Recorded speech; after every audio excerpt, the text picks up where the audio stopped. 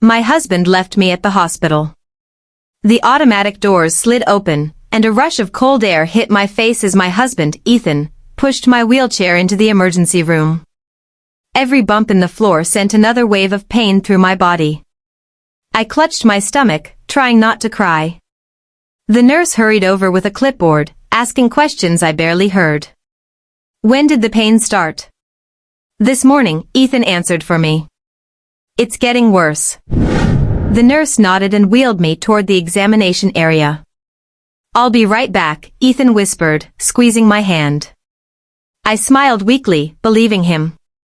I had no idea those would be the last words he'd say to me for weeks. 3 hours earlier, everything had seemed normal. I woke with a dull ache in my lower abdomen.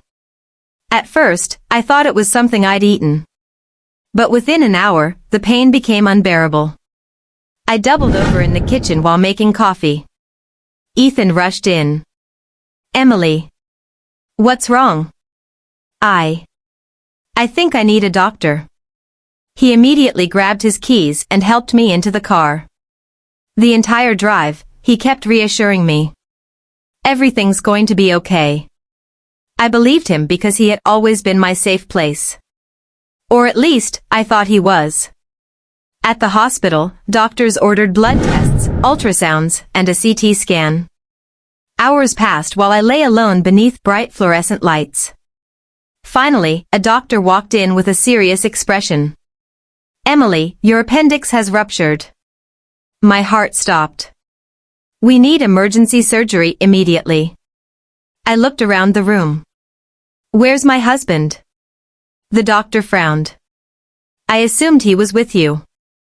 He stepped outside. The nurse checked the waiting room. 5 minutes later she returned. He's gone. Gone? He isn't in the building. I stared at her. There must be some mistake. She gently shook her head. We've called the number he left. It goes straight to voicemail. The surgery happened that evening. I signed the consent papers alone. As they rolled me toward the operating room, tears streamed down my face. Not because I was afraid of surgery. Because I couldn't understand why my husband had disappeared. When I woke up the next morning, my best friend Sarah was sitting beside my bed. She looked exhausted. Oh my God, she whispered, hugging me carefully. I came as soon as I heard. You heard? The hospital called your emergency contact. My emergency contact is Ethan. He didn't answer, so they called your mother. She called me. I swallowed hard. Have you talked to Ethan? Sarah hesitated. No. My phone was finally returned to me. I checked my messages. Nothing. No missed calls.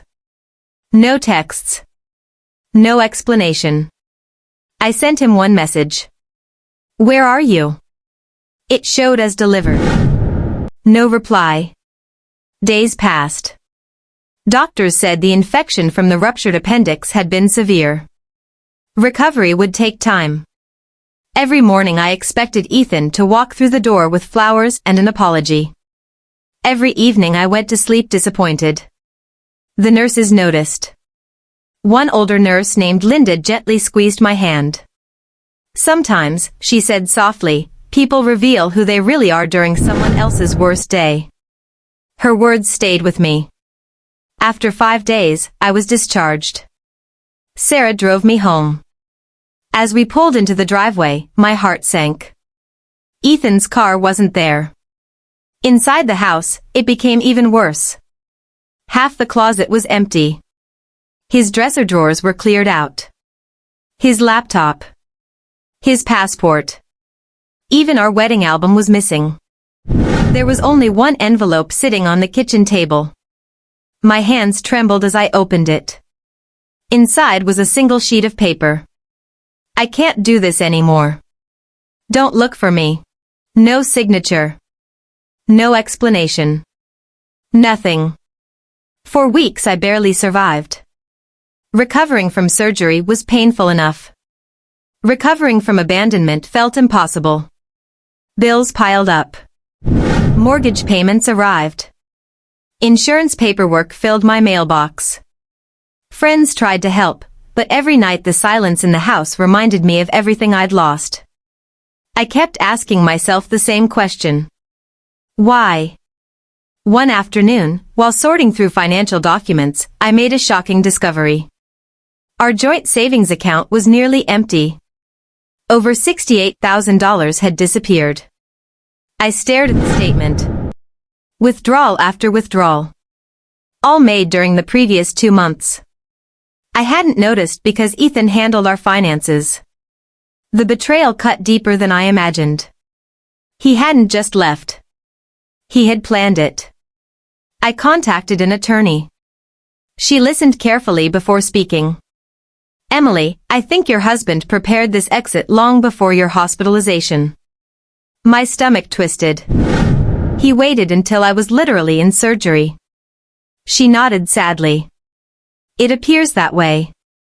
A private investigator eventually located him. He was living 3 states away. Not alone. With another woman. They had been together for nearly a year. According to the investigator, Ethan had been telling people our marriage had already ended. He had created an entirely different life while still coming home every night. I felt sick. Everything I believed about my marriage had been a lie. The divorce process was long and emotionally exhausting. But something unexpected happened. I stopped begging for answers. Instead, I started focusing on healing. Physical therapy strengthened my body. Counseling strengthened my heart. I returned to work part-time. Then full-time. Slowly, I began smiling again. One Saturday morning, Sarah convinced me to attend a charity walk supporting emergency surgery patients. I almost didn't go. But standing among hundreds of strangers who had survived their own medical battles reminded me that I wasn't alone. Life had knocked all of us down. Yet we kept walking. Literally. That day changed something inside me. Months later, I started volunteering at the same hospital where my life had fallen apart. Every Wednesday evening, I visited patients who had no family nearby. Sometimes I simply held someone's hand. Sometimes I listened. Sometimes I sat in silence.